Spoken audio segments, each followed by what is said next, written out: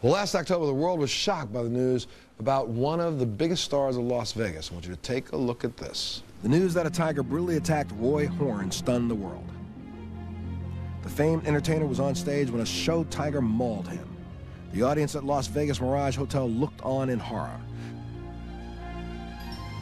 People prayed for a miracle as Horn lay near death. Who knew that 3 days later, a young woman would undergo a similar attack, leaving her at death's door? Please welcome Jonathan and Sarah to the show. Let's back up a little bit. Oh, you were 13 years old when you started volunteering? Yes. And working with animals? Yes. And what do? You run another facility she's working at, right? Right. Keepers of the Wild. We're a nonprofit animal sanctuary. And you go around rescuing some of these We big rescue animals from all over the world, actually. You know you're working with wild animals. This is different. This is not a pet situation. No. So you're working at his sanctuary, correct? Yes. So and basically, the cats we rescue come from situations like people that's had them as pets or retired show cats. So you had a cat there, and your job was to what? Go and clean out cages. You were cleaning cages this particular day, right? Right. You had been in the cage of this cat before. Why don't you tell us what happened? Basically, well, in the summer we give all the cats a big stock tank to swim in, and I was taking his pool in, cleaning his cage, our normal day routine, and he walked straight up to me. I gave him a little pat on the head and just kind of noticed his temperament wasn't right. He was a little bit edgy, so I put my hands out in front of me to keep him a little back and started backing out of the cage, and he lunged under my hands and grabbed me by the leg, drug me back about 4 feet into the cage. What's he doing at this moment? It's probably a little bit more of an instinct situation with this particular cat because we're a non-breeding facility, so we had separated the female from the male so that she could get spayed, obviously, the female was in the opposite. He could see the female pacing back and forth. So he was a little on edge, obviously, because the female was out of the cage. Wrong time for her to go in, and he was pacing. And but he did chuff, you know, which is a tiger greeting, like a kind of sound. And so she thought it was okay. And in any event, he wasn't a happy camper, and he just turned around and nailed her good. But now, again, he just bit you in a cat. But is he throwing you around by your leg, or he's just got a hold of it and just sitting there? Well, he bit down, and basically I just started trying to tear his mouth off my leg. He kind of locked down. And I got him off once and started crawling off backwards. And after that point, when I was injured, he just kept coming. Did you strike him in his nose? Is that what you said?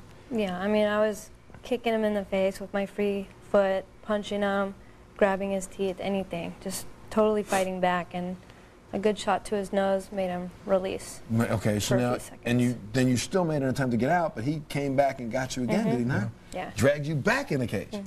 So how did you get out? Well, basically, I just kept fighting. We have a backup on the gate whenever we go into a cage for safety reasons, and she had already called out an emergency code.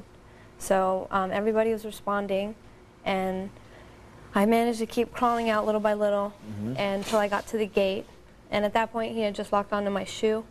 And as my backup was dragging me the rest of the way out, he came out with us because he was hooked on me too. Now we got a 500-pound cat that's loose. That's loose. Yeah.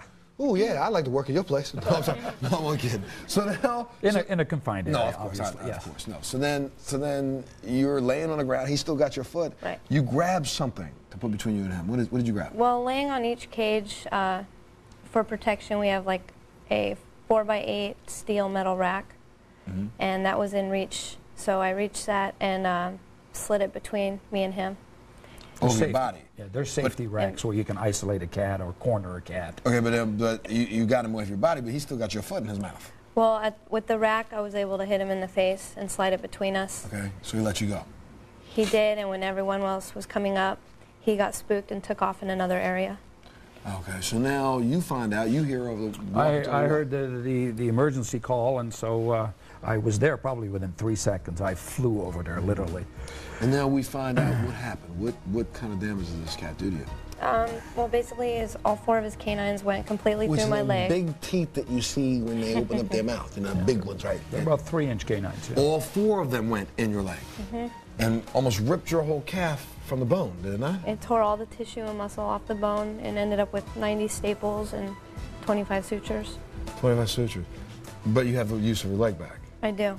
Now, here, I don't know. See, you know, I get it. I got it. You love animals. However, what was it? 3 weeks later, you were back at this animal sanctuary? Right. Matter of fact, she came in on crutches, and one of the first things we did is took her right by the cages and to get over that fear. But you know, but she can't work with the crutches because do not animals then detect? No. An animal would detect the fact that that's a wounded person, and that's the one I should get. Absolutely, absolutely. You wanted to make a point, and and the point is very obvious. Like the young lady a little bit earlier, you know, there is 15,000 big cats in the United States in private hands alone. Did you know that? There's 4,700 licensed breeders. That doesn't include illegal breeders. It's the third largest illegal trade next to drugs and guns in the United States, a $15 billion business. And I have over 200 to 300 animals on my desk right now that are looking for a home, primarily from private hands. People think that when they raise a baby tiger, that now you have a domestic animal. You do not. It is a wild animal. And it stays that way. And they will always stay that way, whether you bottle feed it or not. Doesn't make any difference. And come on, I got to make the point again. Even though you bottle fed it, even though you fed it at 6 o'clock, right, at 7:30, homeboy might be hungry. Right. And he's looking for a meal, and it's the person who fed him. Forget that thing about don't bite the hand that feeds you. These cats want to get fed, correct? Absolutely. And you know, don't get me wrong, they're very, very lovable. We work with them every single day of our lives. I can find birds and dogs and cats and little teeny cats to love. I don't need no big tiger. I agree 100%. Okay, well, thank you. I hope this message gets out really fast. I got to tell you, I'm glad you're doing well. And thanks for helping animals, honestly. Thank you. Look, we'll come back. A young man who's almost killed over his cell phone. Take a break. We'll be back right after this.